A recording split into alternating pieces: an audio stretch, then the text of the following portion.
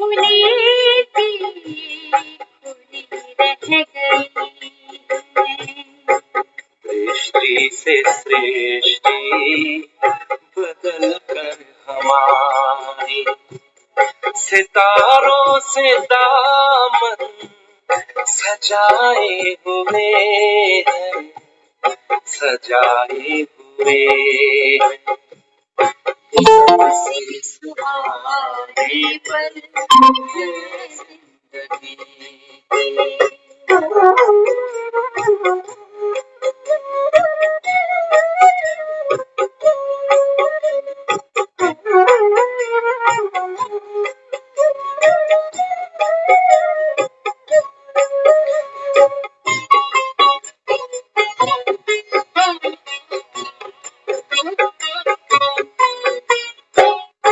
घड़ी ये बड़ी 100 बरस की उम्र से होते निहाल तेरी जब नजर से, ये जादू नहीं तो भला और क्या है कि मिलते उधर हम गुजरते जिधर से।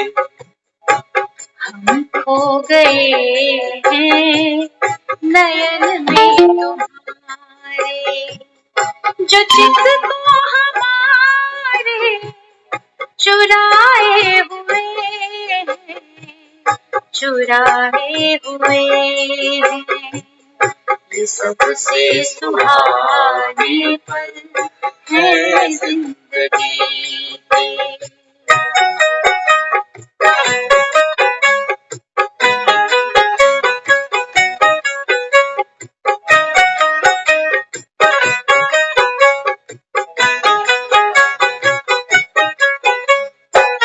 सितारों से आगे ये कैसा जहां है, बहुत दूर तक रोशनी रोशनी है।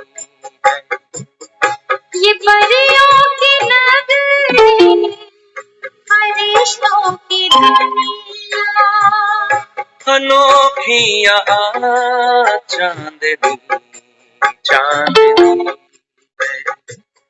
कभी कानों में गूंजती है मुरलिया, कभी सामने जैसे आए हुए हैं, आए हुए हैं।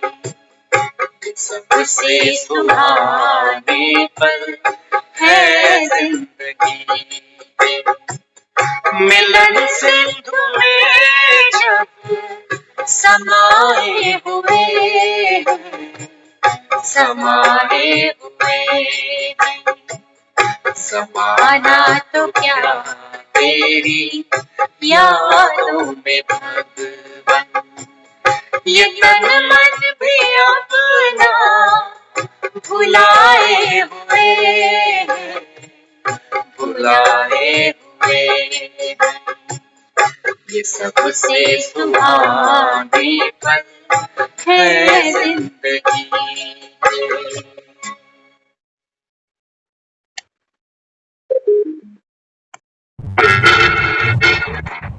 शांति।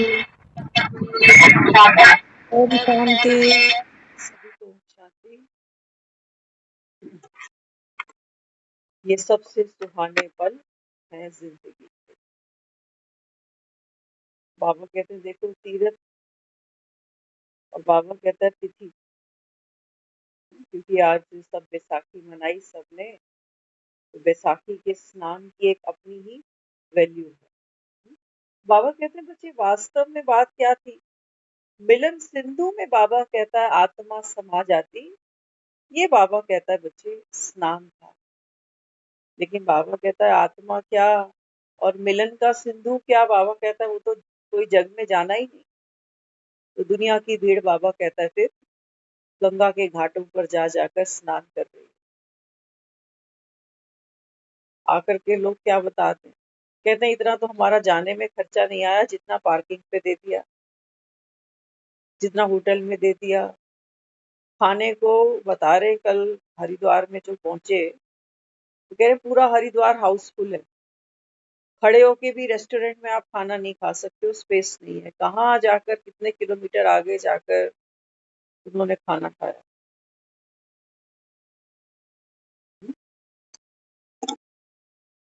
तो सुनते थे, एक जिज्ञासु था, उसने सुना हुआ था कि बहुत पुराना इतिहास, उसने सुना कि एक मंदिर था और समय आया तो वो जो मंदिर था वो किसी समुंदर में बह गया।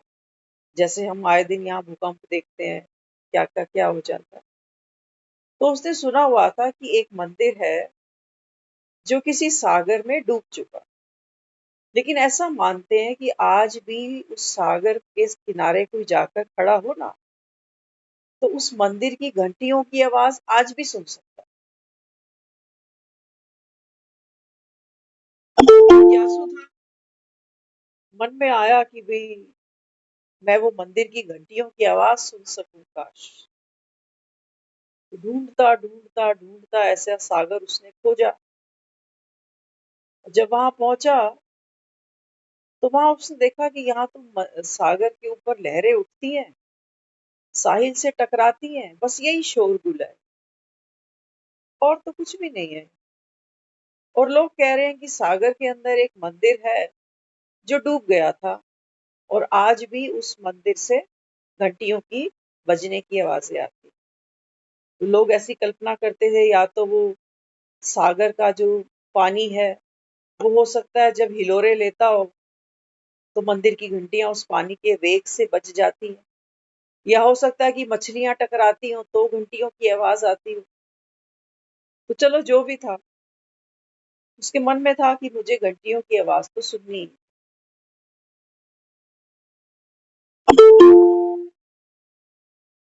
तो उसने क्या किया, वो वहीं तट के किनारे बस गया।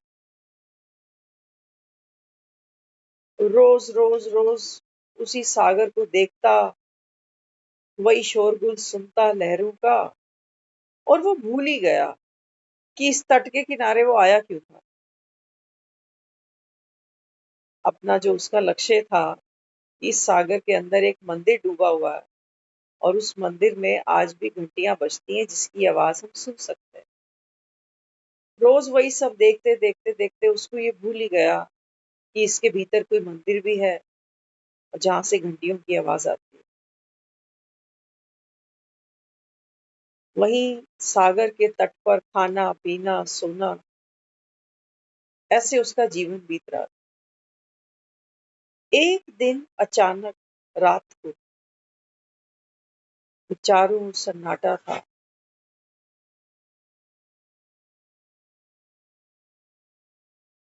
सागर की जो लहरें थी वो भी अपनी गति पे चल रही थी। अचानक उसके कानों में घंटी की आवाज आई, जबकि वो अपना लक्ष्य भी भूल चुका।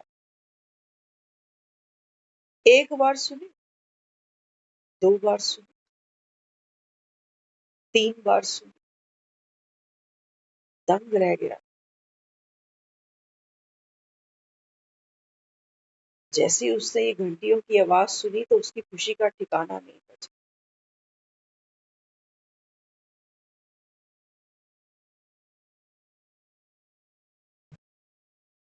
बाबा कहता है कि बच्चे, सागर के अंदर से कहीं घंटियां बजती नहीं है। हाँ, बाबा कहता है ये जो तुम्हारा हृदय है ना, जिसको हम ज्ञान में मन कह देते हैं, ये हमारा मन भी एक सागर के समान। कितनी भी हम कोशिश करें कि भीतर वो मंदिर की घंटी, मंदिर की घंटी अर्थात बाबा कहते हैं बच्चे मंदिर की घंटी माना तुम्हारा, बाबा कहता है एक्चुअल ओरिजिनल स्वरूप शांति का, प्रेम का, सुख का। क्योंकि मंदिर की घंटी शोर नहीं है,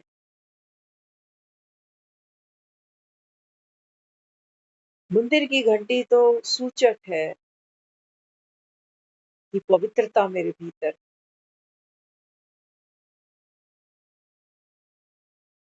बाबा समझाता है, बाबा कहते हैं बच्चे, तुम जो सुनना चाहते हो, जो देखना चाहते हो, ये बाबा कहता है सागर कहीं बाहर नहीं है। ये बाबा कहते हैं तुम्हारा मन ही देखो सागर के समान विशाल, और इसमें शोर है, रात दिन इसमें लहरें उफान पर है। लोग कई बार सुनते हैं ना, क्या कहते हैं? कहते हैं अभी मैंने देखा ही क्या। उन्हें अगर आप कहो कि आओ थोड़ा सा ज्ञान सुनो, है ना, तो ज्ञान को सुनना तो वो ऐसे समझते हैं जैसे बस हम हिम्मत हार गए दुनिया से, तो ये तो लुटे पुटों का काम है। जो लुट पुट चुके दुनिया से, वो जाकर सत्संग में बैठता है। अभी तो हमारे अंदर गर्मी है, खून गर्म है अभी, तो लोग क्या कहते हैं? कहते हैं अभी हमने देखा ही क्या है जो इस रास्ते पे चल पड़े। भगवान हमको अवेयरनेस दे रहा है, ये है वो मंदिर की घंटी। वो हमको ये समझाता है कि यहाँ देखने योग्य क्या है,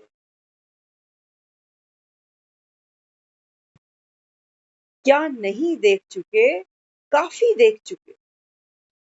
सुख देखे, दुख देखे, सफलता देखी, असफलता देखी, हार देखी, जीत देखी।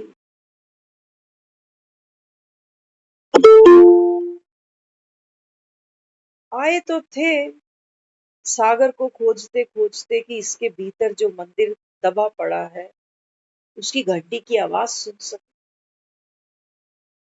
लेकिन तुमने जितनी मेहनत करी, तुमको केवल और केवल ये सुख दुख की लहरों का शोर, ये सफलता असफलता की लहरों का शोर, ये हार और जीत की लहरों का शोर, इसके सिवाय तुमको और कुछ सुनाई नहीं दिया, और तुम अपना असली लक्ष्य भूल गए।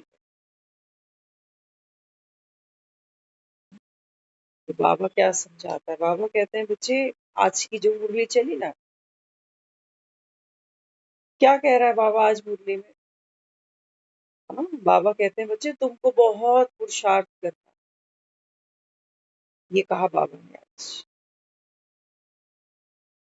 बाबा का ज्ञान समझना जरा। एक तरफ बाबा नहीं बना कि हम तो संपूर्ण बन गए, हम तो कंप्लीट बन गए।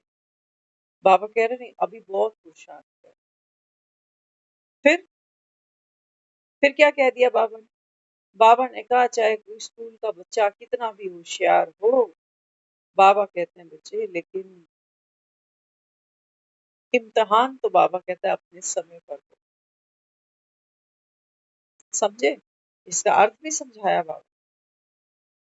बाबा कहते हैं बच्चे, ऐसा नहीं कि तुम जल्दी जल्दी जल्दी पुरुषार्थ करोगे तो तुम जल्दी जल्दी जल्दी जल्दी संपूर्ण बनने वाले हो। समझ? जब हम सुनते हैं ना ये ऐसे मुरली की, बाबा कह रहा है कि तुमको तो बहुत पुरुषार्थ कर, तो हम कुछ डूइंग में समझते हैं कि कुछ मेरे में कमी है। एक बहन हमको कई बार बोल चुके हैं कि आप ना सुबह 4 बजे की क्लास शुरू करो, सुबह 4 बजे की क्लास शुरू करो। अंदर से मन कहता है कि मेरा पुरुषार्थ थोड़ा ढीला पड़ रहा है।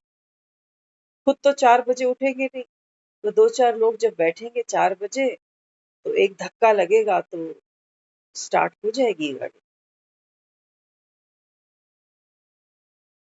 अभी जो हमने प्रसंग सुना ना, कि एक जिज्ञासु है जो सागर खोजता हुआ पहुंच गया है, लेकिन जब सागर के पास आया तो देख रहा है सिर्फ शोरगुल शोरगुल शोरगुल। क्या पुरुषार्थ किया उसने? कान लगा के खड़ा हो गया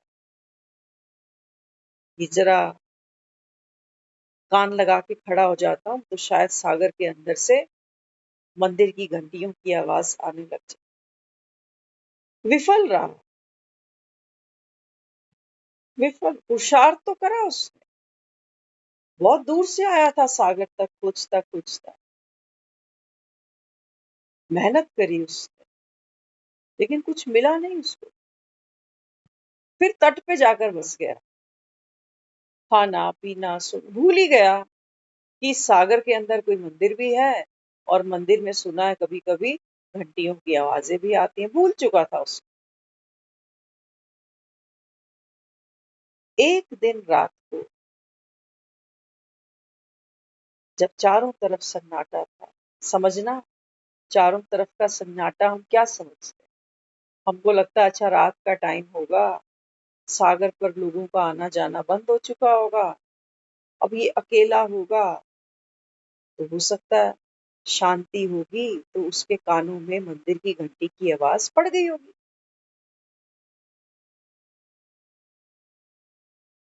हमारा पुरुषार्थ समझना क्या है, जो बाबा ने आज कहा ना कि तुमको तो बहुत पुरुषार्थ कर। तो कोई सोचेगा अच्छा 4 बजे उठता हूँ, अभी बहुत करना है, तो मतलब फिर 3:30 उठ जाऊं। 3:30 वाला सोचेगा 3 उठ जाऊं। हफ्ते में 2 बार जो उठता है, संडे और थर्सडे, वो सोचेगा 2 दिन और बढ़ा दूं। जो जहां है वो सोचेगा मुझसे एक कदम आगे बढ़ जाऊं, क्योंकि बाबा ने आज फरमान किया है कि पुरुषार्थ तो बहुत करना पड़ेगा। क्या पुरुषार्थ किया इसने कि चारों तरफ सन्नाटा।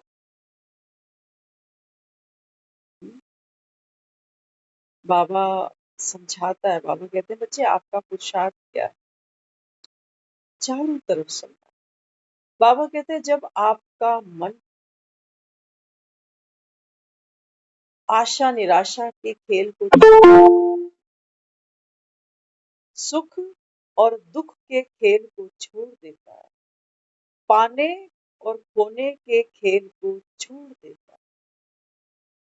जब बाबा कहता है तुम्हारा मन रूपी बच्चा ये अंदर कोई भी खेल नहीं खेलता, तो ये शांत होता है।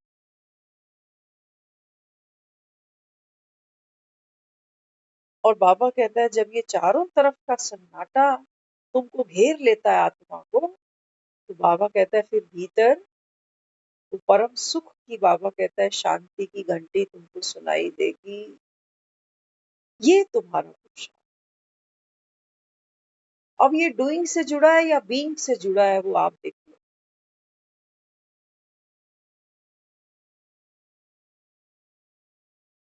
चारों तरफ का सन्नाटा, अभी तो मन भाग रहा है। ज्ञान सुनते हैं तो लगता है पुरुषार्थ करना पड़ेगा, क्योंकि कोलू के बैल तो बने ही हुए हैं, सुबह से लेकर रात तक तो भाग ही रहे। तो हमको लगता है अच्छा जब ज्ञान सुन रहा हूँ, ब्राह्मण बन गया, अब देवता बनना है तो मेहनत तो करनी पड़ेगी। इनिशियल स्टेज पर ठीक है, क्योंकि जब हम ज्ञान सुनते हैं तो हमको अमृत वेले की कोई प्रैक्टिस नहीं होती है। सेंटर पे जाके मुरली सुनना, इसमें भी हमें कोई रस नहीं होता उस समय।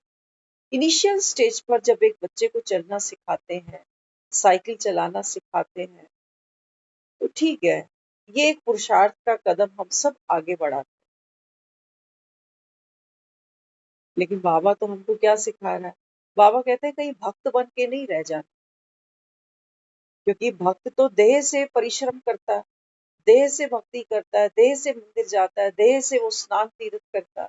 और जिस दिन वो देह सूख जाती है, बीमार हो जाती है, बूढ़ी हो जाती है, तो फिर वो भक्ति नहीं कर पाता, फिर अंदर ही अंदर दुख को अनुभव करता है।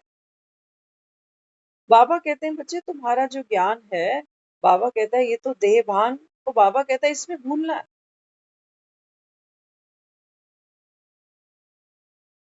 अंदर ये दंस नहीं रखना कि 4 बजे की क्लास शुरू कर दे तो शायद मेरा पुरुषार्थ बढ़ जाए। 4 बजे नहीं, मैं तो कहती हूँ 3 बजे की क्लास करो, कौन रोकता है? लेकिन बाबा कहते हैं बच्चे खुद ही को कर बुलंद इतना। कल किसी ने हमको फोन किया, उनकी आज सुबह की ट्रेन थी। तो फोन किस लिए कर रहे थे? वो कह रहे हैं कि मेरे को अलार्म लगा के दे देना, क्योंकि सुबह मेरी ट्रेन है। तो हमको कह रहे, मैंने कहा आपकी ट्रेन है, आपको नींद ही नहीं आएगी तो उठने की तो बात ही नहीं, वैसे ही आप 2 बजे तो सोते हो मोबाइल देखते देखते, 4 बजे तुमको उठना ही है, तो तुम क्या सोए? नींद आती नहीं है जब ट्रेन पकड़नी हो प्रैक्टिकली।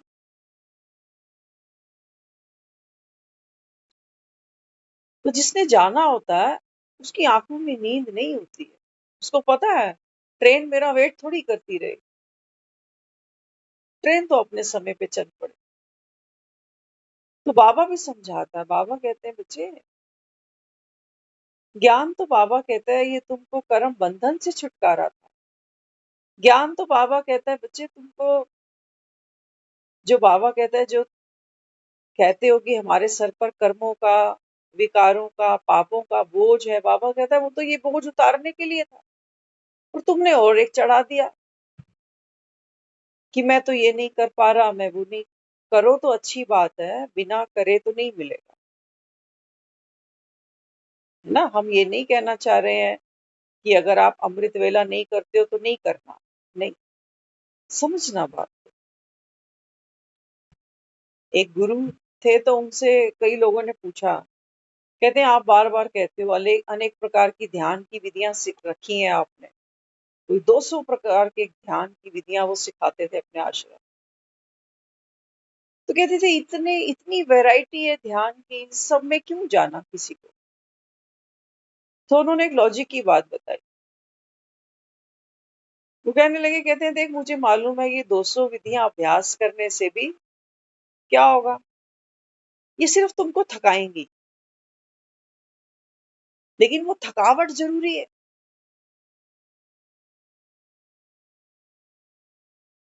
कहते हैं ये विधियां मैंने इसीलिए डिजाइन की है ताकि इनको करने से आदमी थके, और थकने के बाद जब झूमते झूमते नाचते नाचते जब वो जमीन पे गिरता है ना, कहाँ जाता है फिर? तब उसमें कुछ और करने की, पाने की इच्छा ही नहीं रहती। लेकिन कुछ करे बिना तो तुम मानोगे नहीं, तुम कहोगे हमने तो कुछ किया ही नहीं, हमने तो कोई विधि जानी ही नहीं। तो कहता है मैंने 200 विधियां निकाली, आओ करो। लेकिन ये सब करते करते करते करते करते क्या होगा? वो कहता है लास्ट में जब तुम करते करते थक जाते हो, जब तुम्हारे शरीर जवाब दे जाते, तब पड़ जाते हो जमीन पर, वो स्थिति है तुम्हारी टू डू नथिंग, कि अब मुझे कुछ नहीं करना। कुछ नहीं करना अर्थात अब कुछ नहीं पाना। तो कुछ नहीं पाना अर्थात फुल स्टॉप।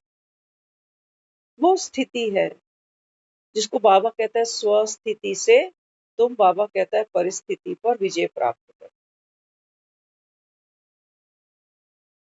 तो ये ज्ञान को रोज रोज सुनना, ये भी पार्ट ऑफ पुरुषार्थ है। अमृत वेले जागना पार्ट ऑफ पुरुषार्थ है। बाबा कहते हैं बच्चे हर कर्म करते, बस बाबा कहता है खुद को आत्मा जान, एक पिता बाप को याद करना, ये भी तेरा पुरुषार्थ है। तो बाबा ने तो हमको कंटिन्यू देखो ध्यान की कितनी विधियां दी, चलते फिरते उठते बैठते बाबा कहता है अपने को आत्मा समझो। तो बाबा कहता है इससे क्या होगा, इससे क्या होगा? बाबा कहता है फिर वो करते करते करते करते करते तुमको, बाबा कहता है फिर एक ऐसा पल आएगा जब बाबा कहता है इस डूइंग के सागर के भीतर, बाबा कहता है वो जो बीइंग की घंटी है ना वो तुमको सुनाई दे।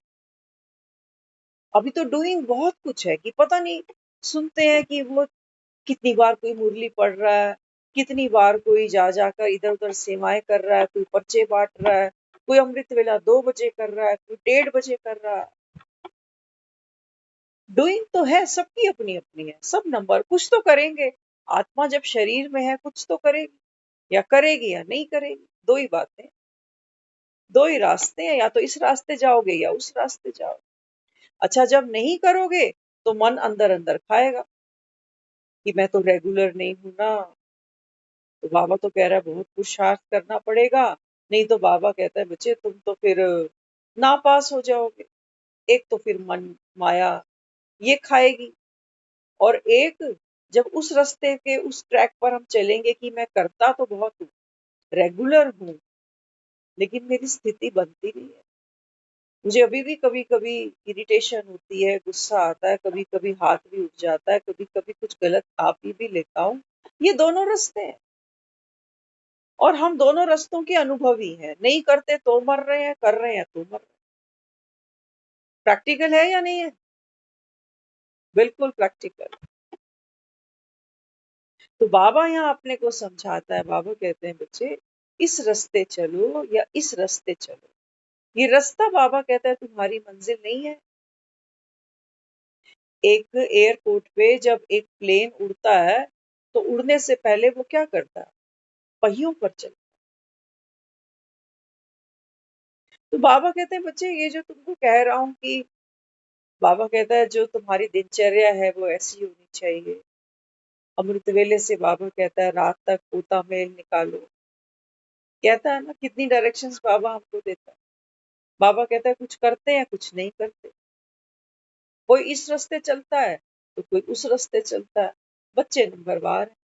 फिर भी बाबा ने आज क्या कहा? बाबा कहता है मुंह मियाँ मिट्ठू नहीं बन जाना कि हम तो कंप्लीट बन गए।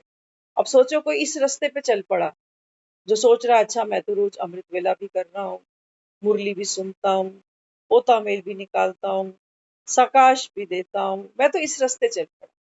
उसके लिए भी बाबा कह रहा है कि मुंह मियाँ मिट्ठू नहीं बनो, अभी कोई कंप्लीट बना नहीं, बन नहीं सकता। बाबा कहता है क्यों? क्योंकि बाबा कहता है तुम कितने भी होशियार हो, जब तक बाबा कहता है बच्चे एक्यूरेट समय नहीं आता तब तक बाबा कहता है तुम कर्मातीत बन नहीं सकते। बोल दिया ना। फिर भी क्या कह रहा है? एक तरफ कह रहा है मुंह मियाँ मिट्ठू नहीं बनो कि मैं कंप्लीट हो गया। एक तरफ इन लोगों को क्या कह रहा है? वो कह रहा है तुमको बहुत पुरुषार्थ करना पड़ेगा। अब क्या करूं? जो नहीं चल रहे उनको कह रहा है चलो, और जो चलते जा रहे हैं उनको कह रहा है मुंह मियाँ मिट्ठू नहीं बनो। क्या कहना चाहता है ये? हम्म? बाबा आत्मा से बात कर। बाबा कहते हैं बच्चे आत्मा 5 स्वरूपों का अभ्यास करते हो ना, इसका वो दीदी रोज सेंटर पे करा रही होती है। 5 स्वरूपों का अभ्यास समझना। मैं आत्मा हूँ। बाबा कहते हैं बच्चे वो जो तुम ड्रिल सीखते हो ना 5 स्वरूपों का अभ्यास, बाबा कहते हैं आत्मा साक्षी है। आत्मा साक्षी है कि देख अभी मैं निराकारी बन गई, लेकिन आत्मा न्यारी है। समझना, ड्रिल आत्मा कर रही है। वो अपने 5 स्वरूपों को देख रही है कि परम धाम में मैं ज्योति बिंदु हूँ, पवित्र आत्मा। फिर मैं पवित्र आत्मा जब सतयुग त्रेता में आ गई हूँ तो मैं देव आत्मा। मुझे किस पर फोकस करना है? ना तो उस बिंदु पर, ना देव आत्मा पर, ना पूज्य आत्मा पर, ना ब्राह्मण पर, ना फरिश्ता पर। मुझे फोकस किसके ऊपर करना है? बीइंग पर। कि ये सारे मुखौटे पहनने वाली मैं आत्मा हूँ। मैं हर समय निराकारी नहीं हूँ, मैं हर समय देव आत्मा नहीं हूँ, मैं हर समय पूजनीय नहीं हूँ, मैं हर समय ब्राह्मण नहीं हूँ, मैं हर समय फरिश्ता नहीं हूँ। मैं कौन हूँ? बाबा कहते हैं बच्चे तू बाप समान है। आज आया है ना मुरली में, ओम शांति। बाबा कहते हैं बच्चे तुम सब आत्मा है। और बाबा कहता है मैं कौन हूँ? बाबा कहता है मैं हूँ परम आत्मा। क्यों? क्योंकि बाबा कहता है तुम घूमती हो ना। बाबा कहता है ड्रामा के चक्र में, बाबा कहता है देखो तुम घूमते हो, जन्म मृत्यु में जाते हो, युगों का चक्र लगाते हो, कितने चोले पहनते हो। और बाबा कहता है मैं तो निराकारी।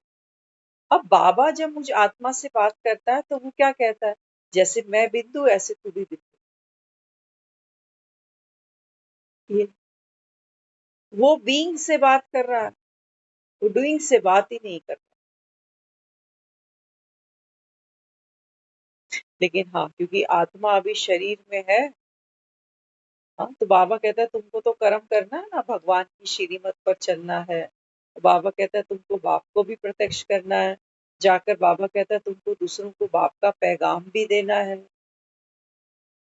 और क्या कह रहा है, साथ साथ कह रहा है कि सेवा भी राम की है, शक्ति भी राम की है, कारज भी राम का है, सफलता भी राम की है, तू सिर्फ निमित्त है बस।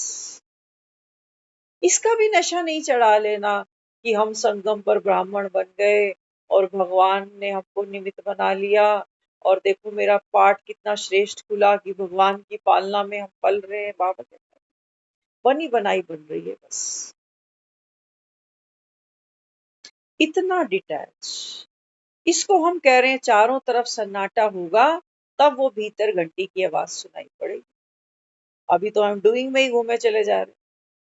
जैसे वो गाड़ी का पहिया देखते हो ना, चलता ही जाता है, चलता ही जाता है, चलता ही जाता है, लेकिन एक ऐसा पेच है उस टायर के बीच में, वो इतना कसा हुआ है अंदर से, वो कसा हुआ पेच कभी नहीं हिलता। टायर घूमेगा पूरा।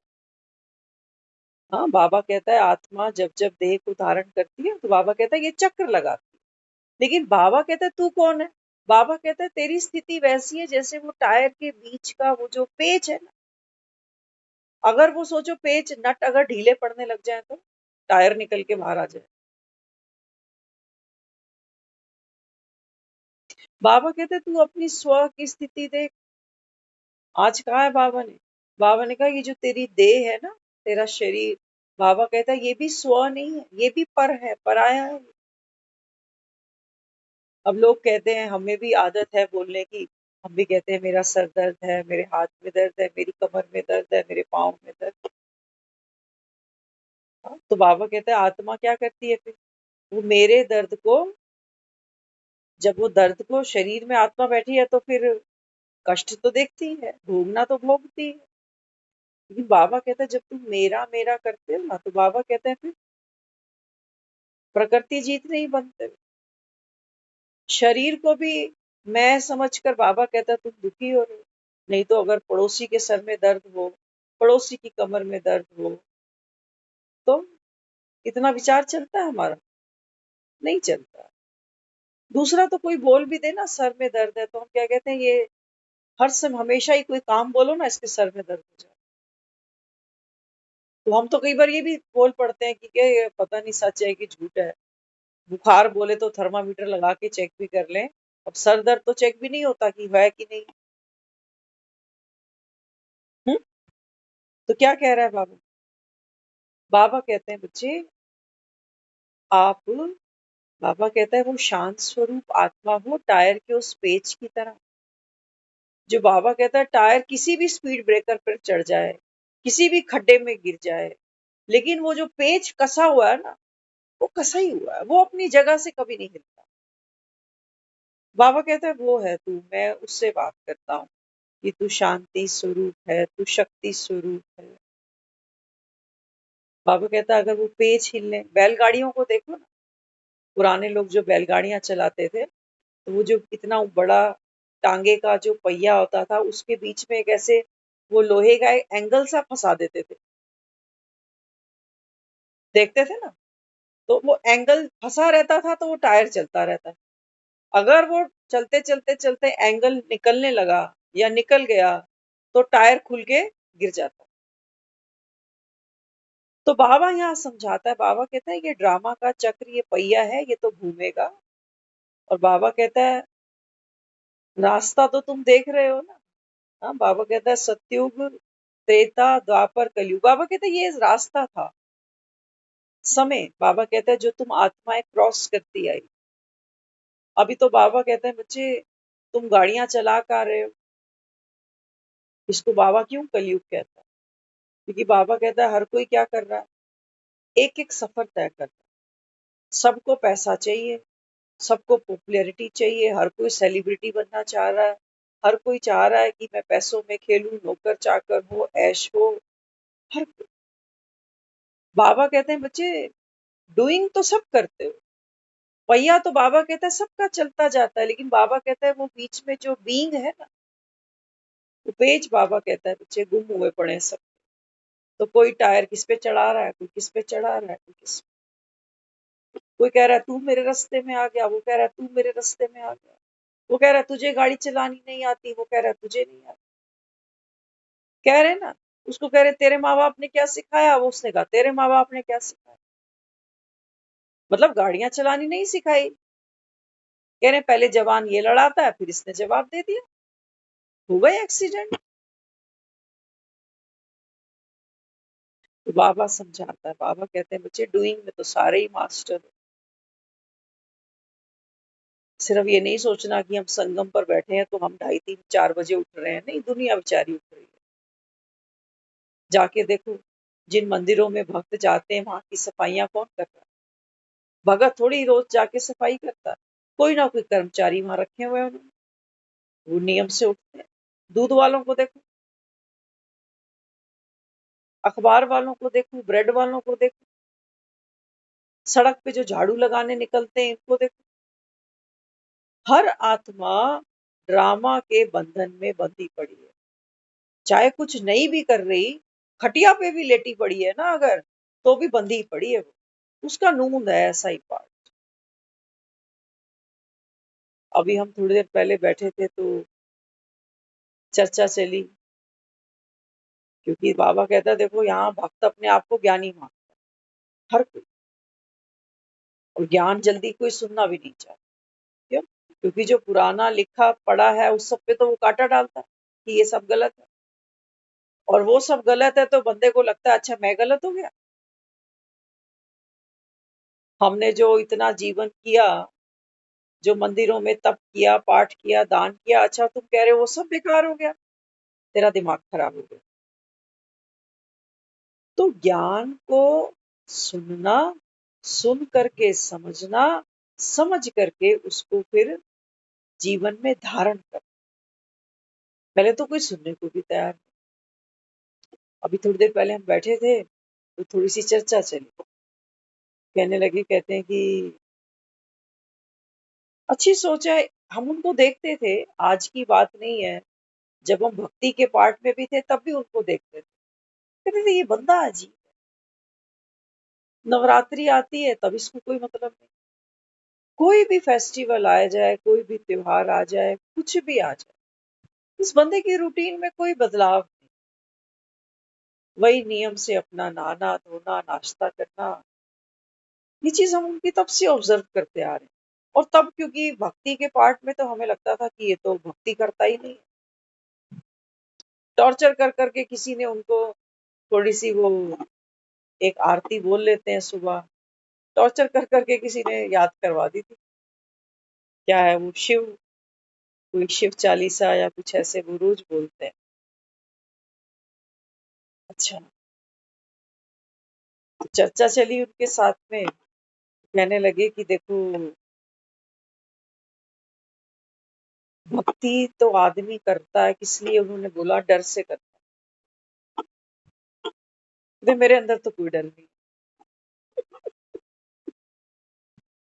फिर बोले, कह रहे नहीं, भक्ति आदमी ना दो कारण से करता है, एक तो मुझे ये चाहिए ये चाहिए ये चाहिए, और दूसरा थोड़ा डर भी है।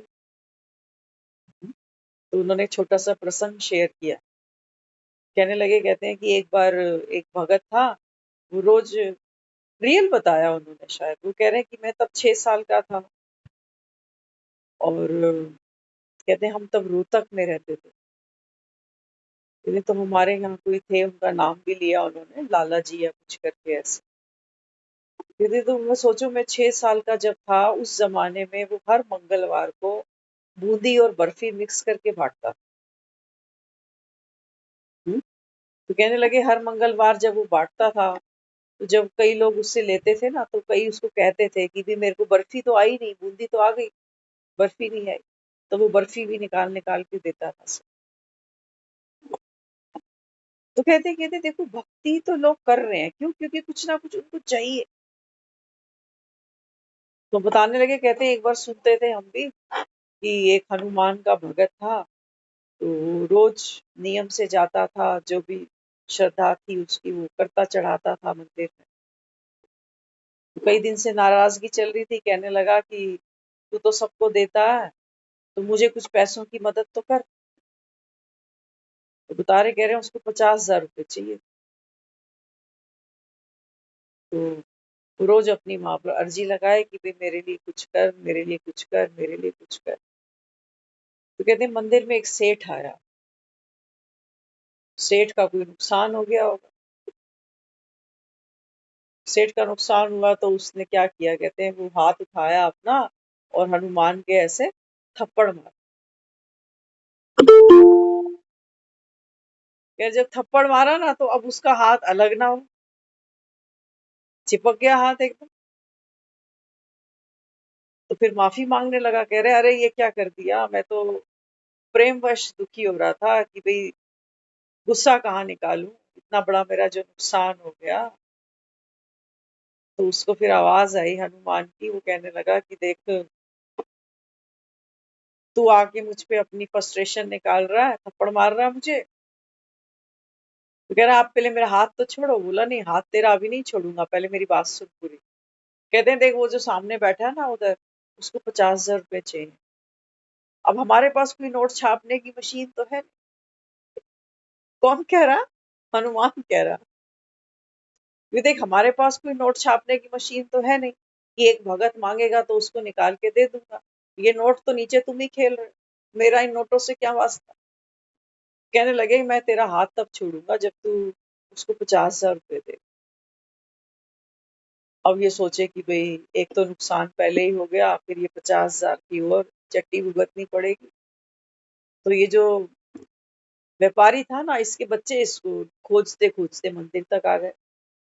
कहने लगे कि आप सुबह से मंदिर गए, दोपहर होने को आ गई, क्या हो रहा है मंदिर में, और ये हाथ कहाँ लगा रखा है, हाथ तो नीचे करो। तो बाप कहने लगा बच्चों को, अरे कह रहे मैं तो क्या बताऊं तुम्हें, मैं तो पाठ पूजा ही करने आया था, लेकिन आज तो मेरा हाथ ही इन्होंने पकड़ लिया, असली बात तो बताई। तो कहने लगा आप ऐसा करो, बच्चों को कहा कि वो जो सामने बैठा है उसको 50,000 रुपए दे दो, तब मैं तुम्हारे साथ घर चलूं। तो बच्चों ने जाकर उस आदमी को 50,000 रुपए। तो वो कहानी क्या बता रहे, भाव क्या बता रहे, वो कहते हैं भगवान ये कहता है कि तू मेरे पास आ तो जाता है डीठ बन के कि मुझे ये दे, ये दे, ये दे, ये दे, लेकिन भगवान कहता है मैं कोई टकसाल थोड़ी चला रहा हूँ ऊपर बैठ। तो हमने उनको यहाँ पर एक पॉइंट कहा, मैंने कहा अगर भगवान तो ये कह रहा है कि मांगने से मरना ही भला है। भगवान कहता है कि मांगने से अगर मैं सबको देता तो फिर एक ही जैसा दे देता ना। हम भी तो अपने बच्चों के साथ कोई पार्शियलिटी नहीं करते। 50 गज का मकान होता है तो 25-25 दो बेटों को बराबर देकर जाते हैं।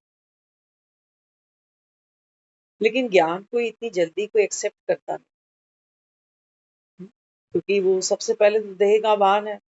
इतनी जल्दी कैसे रियलाइज कर लें कि भगवान आया बैठा है। आंखें खुलती ही नहीं। बाबा कहता है देखो इस समय हर आत्मा तमो प्रधान है। तो भक्ति के प्रसंगों पर तो हंस लेते हैं, टीका टिप्पणी कर लेते हैं कि हनुमान जी ने कह दिया कि दे उसको 50,000 रुपए, नहीं तो तेरा हाथ नहीं छोड़ूंगा।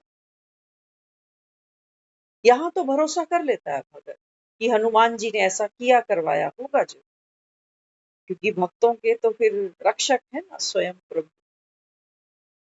तो देखो दुनिया में लोग दर दर घूमते हैं कि हमारा ऑपरेशन होना, इतनी मदद कर दो, बच्चों को पढ़ाना, इतनी मदद कर दो, जाकर धरे हनुमान के एक।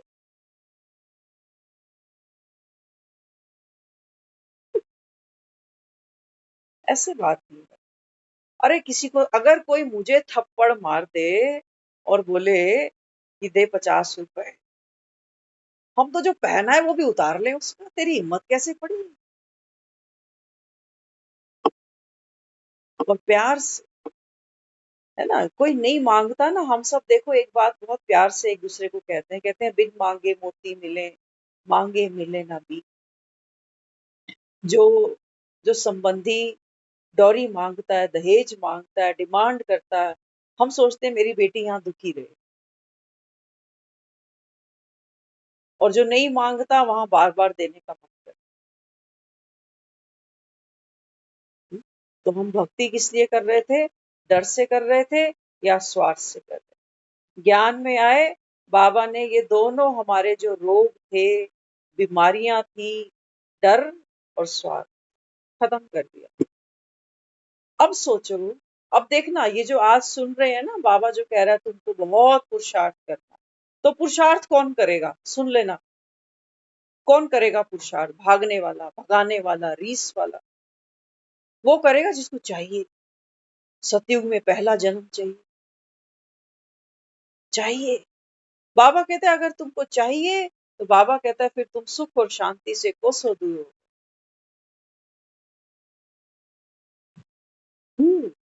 पहले दिन से मुझे कह रहा है, बच्चे तुझको आत्मा बनना नहीं है, तू आत्मा है। कहा कभी हमको कि तुमको आत्मा बनना है, तुम शरीर नहीं हो? नहीं, वो कह रहे नहीं, तू आत्मा है, तू शरीर थोड़ी है। और बाबा कहता है आत्मा की डिग्निटी है, आत्मा की वैल्यूज हैं। आत्मा मतलब ही क्या? अब सोचना, ये नहीं सोचना कि आत्मा एक खाली लिफाफा है और इसमें शांति डाल दो, प्रेम डाल दो, सुख चैन डाल दो, शक्ति डाल दो तो ये भगवान समान हो जाती है। डालना कुछ भी नहीं है, कुछ भी नहीं डालना। बाबा कहते हैं आत्मा का पर्यायवाची क्या है? आत्मा अर्थात शक्ति, आत्मा अर्थात शांत, आत्मा अर्थात संपूर्ण,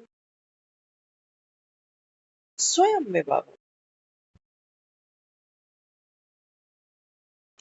ये पुरुषार्थ है मेरा, अपने को आत्मा समझना।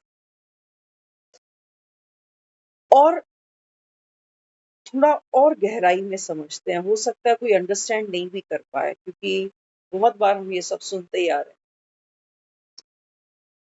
लोग जब भक्ति करते हैं ना, तो उपवास करते हैं, है ना, हम सब ने भी बहुत किए। तो सिखाया ये जाता है कि अगर आप उपवास करोगे ना, आपके अंदर संयम बढ़ेगा। ऐसा ही होता है ना, हम जब भक्ति करते हैं, हम कहते हैं आज मेरा व्रत है, तो व्रत करने से क्या हो रहा है? हमको सिखाया जाता है कि जब आप व्रत करते हो तो आपके अंदर संयम बढ़ता है। संयम अर्थात हम्म, कम खाना, और जो हम लजीज चीजें खा रहे हैं उनका त्याग ये सब संयम में आ जाता है। कि भाई आज आज अगर मेरा उपवास है, तो आज का मेरा जो लाइफ का स्टाइल है वो थोड़ा अलग होगा। मैंने सुबह उठते ही नहाना होगा, पाठ पूजा करनी होगी, जो खाना चाहिए वही खाऊंगी, बाकी चीजें नहीं खानी आज, है ना। उस समय पर पाठ पूजा करेंगे, कितने बजे व्रत खोलना है, वो पूरी विधि विधान सब कुछ मुझको फॉलो करना पड़ेगा। तो मुझको ये सिखाया जा रहा है कि अगर मैं व्रत करती हूँ, तो व्रत करने से मेरे अंदर संयम आएगा। हमने ये मान लिया। अब रियलिटी देख लेना क्या है। रियलिटी ये है, भगवान ये कहता है कि तुमको संयम पाना नहीं है, कि तुम सोचो कि आज मैं व्रत कर लूं, आज मैं पाठ पूजा कर लूं, आज मैं ये खाना छोड़ दूं, तो मेरे अंदर संयम बढ़ रहा है। अरे नहीं, आज गोलगप्पे नहीं खा पाई, कल तो 2 प्लेट खानी। संयम कहाँ बढ़ रहा है? दमन बढ़ रहा है। बंधन की वो जो गांठें थी ना, वो और टाइट होती चली जा रही, और अहंकार बढ़ता जा रहा है कि मैं हर पूर्णमासी पे व्रत करती हूँ। अभी कोई कल परसों हमको मिले, हम कल ही की बात है तो वो बंगाली है, लेकिन हम देख रहे हैं उनको कई दिन से। वो कह रही मेरी पूर्णमासी का व्रत है, फिर मेरा सोमवार का। वो कितने व्रत रख रही है। तिल का तेल नहीं है, वो स्पेशल गई तिल का तेल खरीदने की मंदिर में, मैं पूजा देकर आ रही हूँ। वो ये लैंग्वेज यूज करते हैं, कह रहे मैं मंदिर में पूजा देने जा रही हूँ। बाबा कहते हैं बच्चे देखो, ऐसे पुजारी बहुत खर्चा भी करते हैं, बेचारे भूखे भी रहते हैं, सोचते हैं भगवान दुखी है ना हमारे। वो फिर वो बता रही, कह रही है एक और व्रत आ रहा है अभी बेटा बेटी के लिए, वो भी रखना है। हमने कोई कसर छोड़ी नहीं है। धन के लिए, बेटा बेटी के लिए, पति के लिए, सबके तो व्रत बना रखे हैं, लेकिन सबसे दुखी है। बच्चों से भी दुखी है, पति से भी दुखी है, पैसों से भी दुखी है, शरीर से भी दुखी है। तो बाबा क्या समझाता है? बाबा कहते हैं बच्चे जब आप ज्ञान सुनते हो ना, तो संयम अर्थात बाबा कहता है ये तो तेरी क्वालिटी है। संयम कहीं से तुमको आचरण आचरण कोई उधार थोड़ी लिए जाते हैं।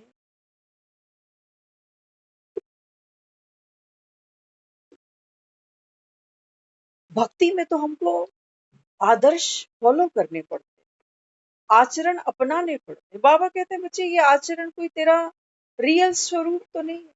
कितने दिन तुम नवरात्रे चले गए ना, अभी कोई जीवन भर यही करता रहे, कितने नवरात्रे कर लोगे, कितने करवा चौथ कर लोगे एक साथ। हम्म? तो बाबा क्या समझाता है? बाबा कहते हैं बच्चे भक्ति में डर भी है और स्वार्थ भी। अच्छा, जब ज्ञान में चल रहे हैं, चेक करो भक्ति में जिस कारण से चल रहे थे, कहीं ज्ञान में भी इसी कारण से तो नहीं चल पड़े कि यहाँ पर भी डर है। बाबा कह रहा है रोज विनाश सामने खड़े है, मृत्यु बाबा कहता है सर पे नाच रही, और हम तो वो हैं सूरमा। अभी तूफान आया 2 दिन तो बाबा की बातें याद आने लगती है, अरे कहीं अंत विनाश आ तो नहीं गया। दुनिया वाले इन चीजों को लाइटली लेते हैं कि मौसम खराब हो रहा है, आज खुश भी हो जाते हैं, कह रहे हैं अरे वाह मौसम बदल गया। लेकिन जो ज्ञान सुन रहा है ना, वो ज्यादा डर रहा है। वो भूकंप आया तो उसको लग रहा है अब तो दुनिया जाने ही वाली है, क्योंकि आकाशवाणी सुन बैठा है ये। तो हम भी कहीं बाबा बाबा डर से तो नहीं करे जा रहे। इसलिए कहा गया है ये तो प्रेम की बात है उधो, बंदगी तेरे बस की नहीं है, यहाँ सर दे के होते हैं सौदे, आशिकी इतनी सस्ती नहीं। ज्ञान में चलना इतना सस्ता नहीं समझ लेना। कहीं मैं ज्ञान में इसलिए तो नहीं चल पड़ा कि भगवान कह रहा है बच्चे अब तो ड्रामा खत्म, नाटक खत्म, अब घर जाना है, सब कुछ मिट्टी में मिल जाना है। कह रहा है ना बाबा, सब कुछ एक बाप को दे दो, सब कुछ बाप को सौंप दो। हाँ, बाबा ने कहा बच्चे आप बाप को इंश्योर कर दो सब कुछ, जैसे मरने वाला करता। वो सोचता है मेरे जाने के बाद मेरी फैमिली पीछे से सुख तो ले लेगी पैसों का। क्या ये कारण तो नहीं है ज्ञान में चलने? दूसरा, एक डर, दूसरा स्वार्थ कि यहाँ की तो जो निबेड़नी थी निबेड़ी थी। अब जो बाबा कह रहा है कि क्षमा करो, क्षमा मांग लो, पर चिंतन करो नहीं, अगर ये करने से सत्युग स्वर्ग मिल रहा है तो कर लो ना। थोड़ा सा अहंकार मार लेती हूँ, स्वर्ग का रास्ता खुल जाएगा मेरे लिए। और एक मजे की बात, ये वाइट साड़ियां सूट पहनकर कभी कभी मेरे दिल में ख्याल आता है कि मैं तो, आज कहा ना बाबा ने मुंह मियाँ मिट्ठू नहीं बनना, कि मैं तो जग वालों से न्यारा हो गया, हमने तो जीते जी कफन ओढ़ लिया। बाबा कहता है, "बच्चे, मुंह मियाँ मिट्ठू नहीं बनना। भगवान जब हमको ज्ञान की सुइयां रोज लगा रहा है, सुई भी नहीं बोलो, बहुत प्यार से हमको तैयार कर रहा है। जैसे एक दुल्हन सजती है ना, तो कितने प्यार से सजती है, कितनी उमंग उत्साह से सजती है। तो भगवान जब हम आत्माओं को ये ज्ञान का श्रृंगार करा रहा है, तो बाबा कहता है बच्चे तुम जानते हो ना मैं कौन हूँ। हाँ, बाबा कहता है मैं तुम्हारा भक्ति का वही भगवान हूँ जिसको तुम याद करते थे, पुकारते थे। बाबा कहते तुम समझ गए ना मैं वही हूँ। मुझे बार बार खुद को भगवान कहना अच्छा नहीं लगता। सोचो, ये है वो जिसको खुद को भगवान भी कहना बार बार अच्छा नहीं लगता। कह रहा मैं तो तुम्हारा बाप हूँ, तुम्हारा माता पिता हूँ, तुम्हारा, बाबा कहता है मैं सेवादार हूँ। तुम्हारे लिए बाबा कहता है मैं धोबी हूँ, तुम्हारे लिए बाबा कहता है मैं बागवान हूँ, तुम्हारे लिए बाबा कहता है बच्चे बंधु सखा बनकर बैठो। और दुनिया में किसी को गुरु नहीं कहो, हाँ, बाबा कहते हैं बच्चे तो दुनिया कैसे नाराज होती, कहते हैं मेरे से ही सीख कर गया था और आज देखो मुझे ही नहीं पूछता। हम्म? तो ज्ञान में ये दो, इन दो को फ्यूल मत बनाना ज्ञान में चलने का। अरे जब दिल आदमी किसी पे हारता है ना, अगर हारा हो जिंदगी में, हारना चाहिए था, अगर नहीं हारा तो हमें तो लगता है हारना चाहिए, पता चलता है आदमी को कि मैं कितने पानी। जब हम किसी से इश्क करते हैं, आशिकी करते हैं ना, तो हम अगले का कभी बैंक बैलेंस नहीं देख कर आते, या देख कर आते नहीं, बस दिल ही दिल में दे दिया दिल। मुख से बोलते भी नहीं कि तू मेरे लिए क्या वर्थ रखता है या रखती है। गाने गाते हो ना बड़े प्यारे प्यारे, हम तुम्हें चाहते हैं ऐसे, मरने वाला कोई जिंदगी चाहता हो जैसे। क्या ये रीजन है मेरा भगवान के साथ जाने का? एक बार चेक करना तो जब, नहीं तो इन क्लासों में ही अटके रहोगे कि आप 4 बजे की कब शुरू करोगे, फिर वो ही कहेगा कि चल तू उठकर तू योग की कमेंट्री करा दे। क्यों करना है हमको ये सब, किस लिए? स्वर्ग जाना है, क्या मिलेगा स्वर्ग में? स्वर्ग भी तो छूट जाएगा। 21 जन्म के बाद कहाँ जाओगे? 22वें जन्म कहाँ जाओगे? बाबा के पास। अलाउ तुम्हारा, बाबा के पास तो अभी जाएंगे, अभी बैठे हैं बाबा के साथ। 21 जन्म के बाद बाबा कहता है बच्चे फिर तेरे को द्वापर में ही तो आना पड़ेगा। द्वापर से बाबा कहता है फिर तू कलयुग में ही पहुंचेगा। तो ये तो वो झूला है, जैसे वो बच्चों को झूलों पे बिठा देते हो ना, वो ऐसे गोल गोल गोल गोल घूमता रहता है। अब जो ऊपर चढ़ेगा वो वही तो नीचे उतरेगा और फिर वही ऊपर घूम जाएगा। तो हम क्यों मगज मार रहे हैं? केवल वो समय तो परिवर्तन होना ही है। हम ज्ञान छोड़ भी दें तब भी बाबा कहता है बच्चे जिनका सतयुग में जाने का पार्ट है वो तो आ ही जाएंगे, तेरे पीछे रुके थोड़ी रहेंगे। अगर झूले से 2 लोग उतर जाए तो आपको क्या लगता है बाकी लोग झूले नहीं झूलेंगे? 2 अगर उतर जाए कि भैया हमारा तो सर चकरा रहा, हमें नीचे उतर जाओ नीचे। बाकियों को तो जुनून है, वो तो चढ़ेंगे भाई। तो बाबा यहाँ समझाता, बाबा कहते हैं तुझे ज्ञान में जाना है, तू कह रहा है मुझको अमृत वेला किस लिए करना है?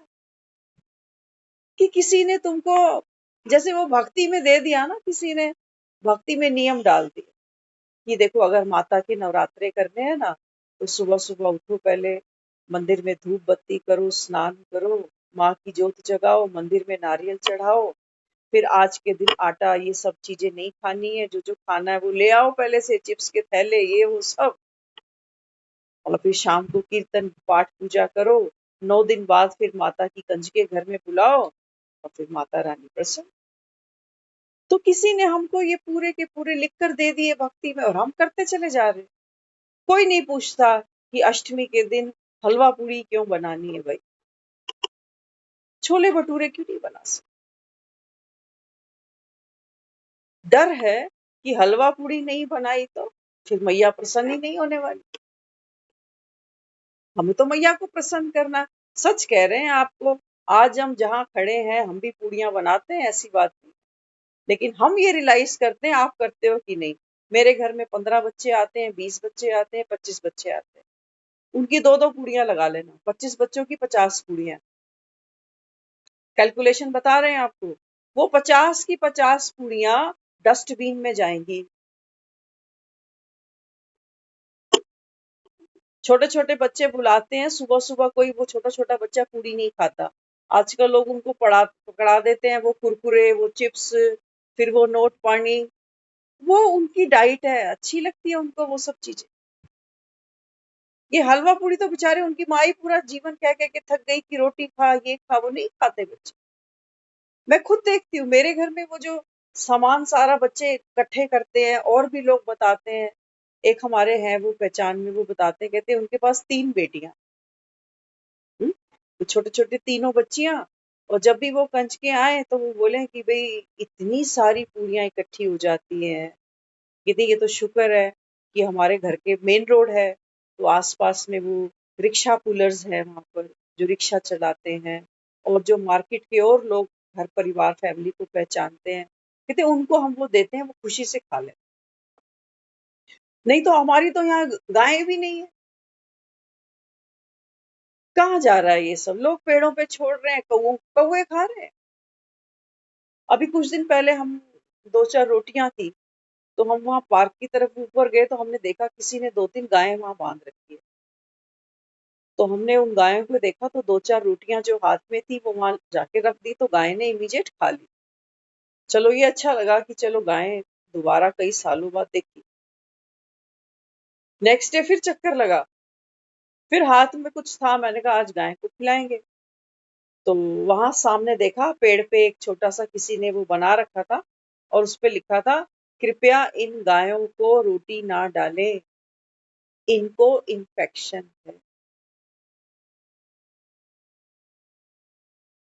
अब सोचो, ये तो मेरी नजर पड़ गई। मैं सोच रही पहले दिन तो ये था नहीं।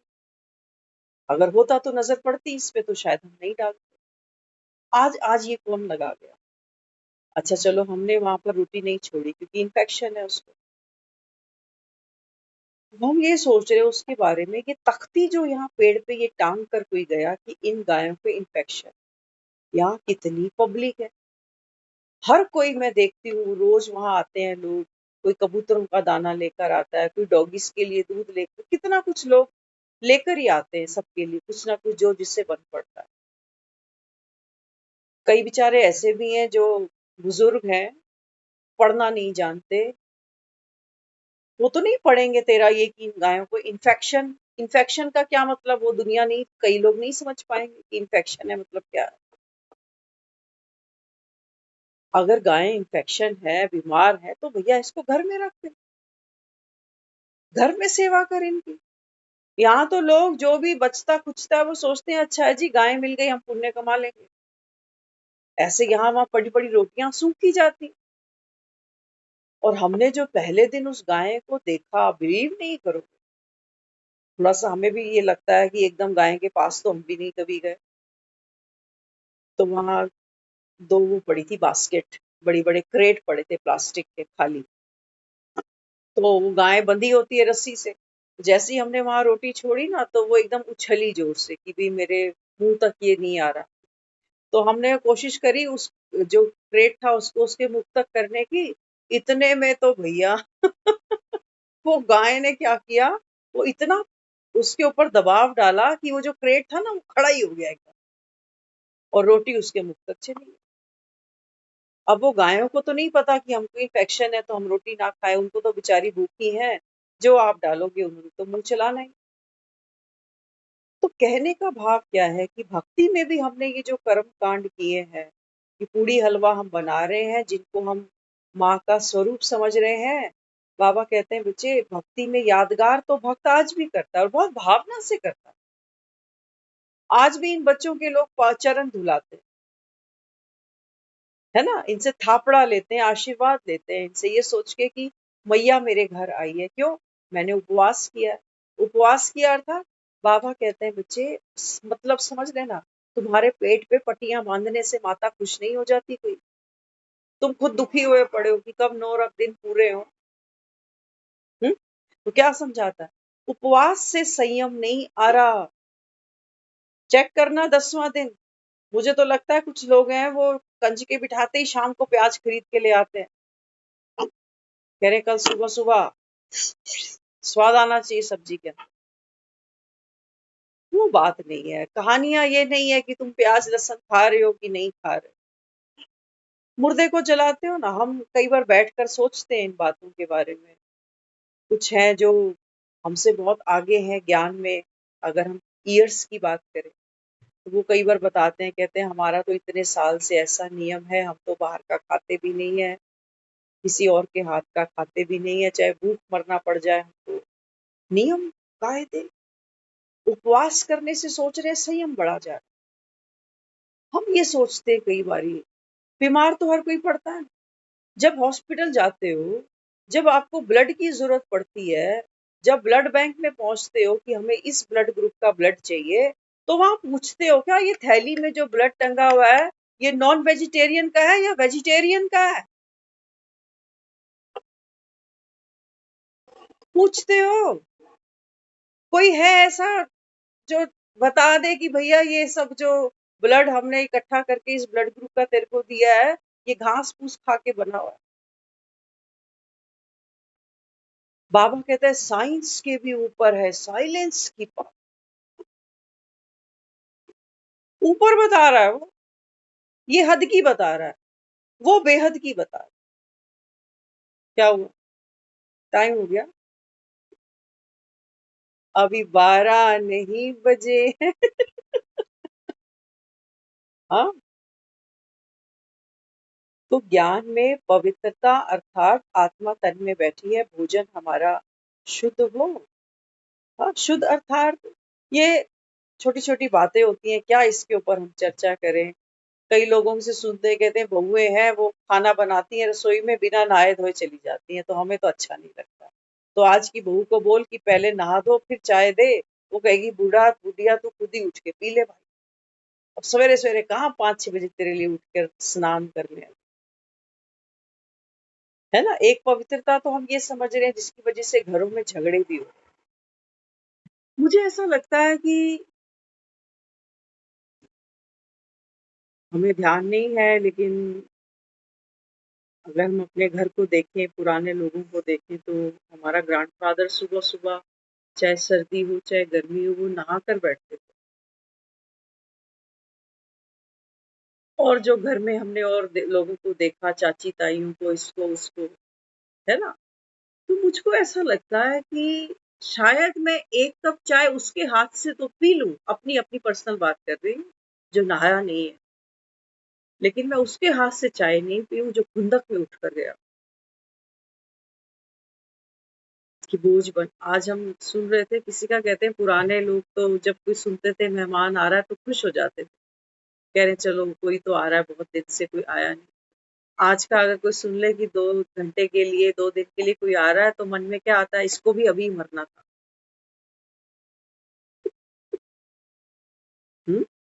क्या कहते हैं अंदर अंदर, इसको भी अभी मरना था। बाबा कहता देखो ये गिरावट आई है, आप खिलाओगे पिलाओगे तो अभी भी उसको, लेकिन वो जो अंदर की गिरावट है ना, वो हम सोचते हैं कौन देख रहा है, मैंने तो हंस के ही बात करी थी उससे, उस पर काम करना है। हलवा पूड़ी बनाना गलत नहीं है, बनाते रहना। बाबा कहते अब देखो हमने तो भक्ति का संस्कार जो था, बाबा कहता है बच्चे भक्ति और ज्ञान में दिन रात का फर्क है। लेकिन हमको जानना पड़ेगा कि मैं जो ज्ञान सुन रहा हूँ, कहीं भक्ति इसीलिए जिसलिए कर रहा था उसलिए तो ज्ञान में नहीं चल पड़ा। तो सबसे पहली प्रायोरिटी बाबा किसको देता है? बाबा कहता है स्नेह की शक्ति। स्नेह की शक्ति में बाबा कहता है तुम बच्चों ने निराकार बाप को साकार में बांध लिया, तुम्हारे लिए आया हूं।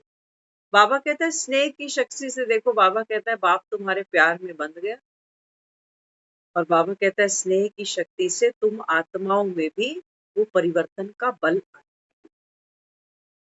बिना स्नेह के अगर मैं कोशिश करूं कि मैं बदल जाऊं, मैं नहीं बदलूंगी। केवल एक प्रेशर होगा, एक ईगो होगी कि हम भी कर सकते हैं, है ना। करके देखना।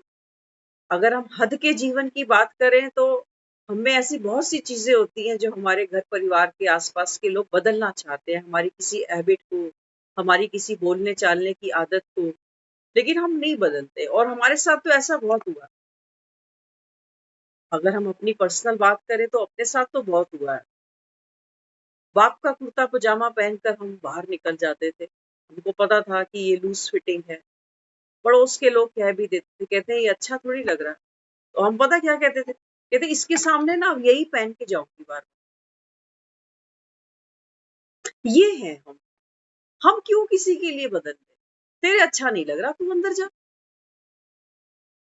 हम तो ऐसे ही हैं, हम क्यों बदलेंगे तेरे लिए? लेकिन हाँ, हमने ये भी अनुभव किया कि अगर किसी के प्रति मन में स्पेस हो, लगाव हो, झुकाव हो, तो भैया फिर वो पूरा ही बदल जाता।